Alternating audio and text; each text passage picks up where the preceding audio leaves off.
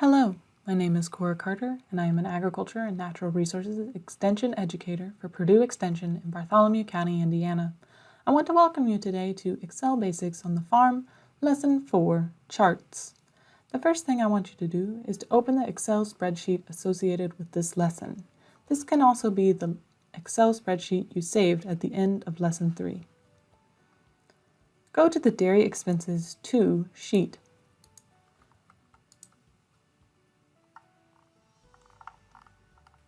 Sort the file by item.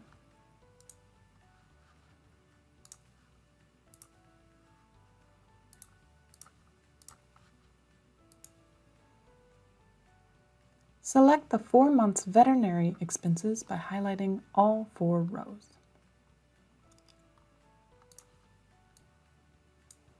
At the top, move to the Insert tab. Insert a 2D column chart by clicking the button with the 3 small columns and a drop-down arrow.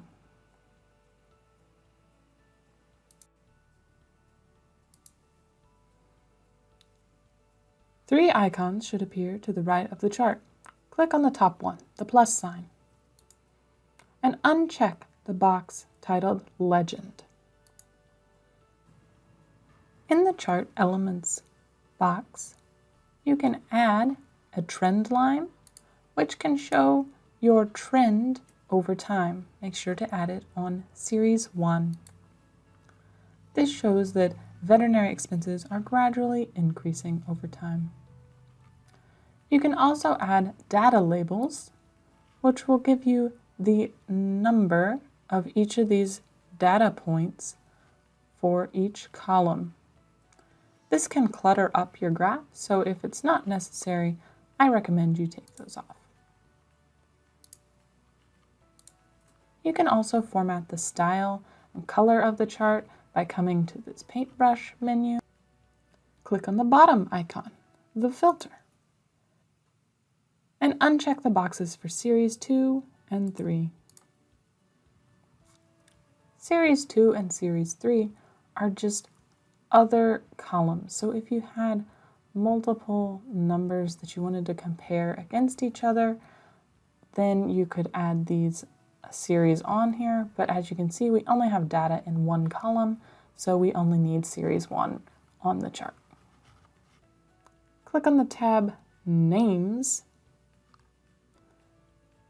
in this pop-up window, and under Categories, select Column A. Double-click on the chart title to rename it Vet Expenses.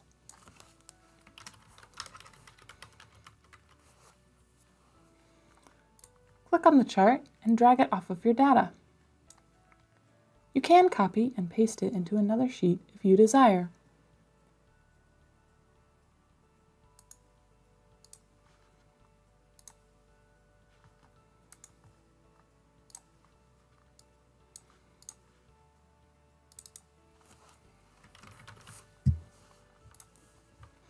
There are many other types of charts.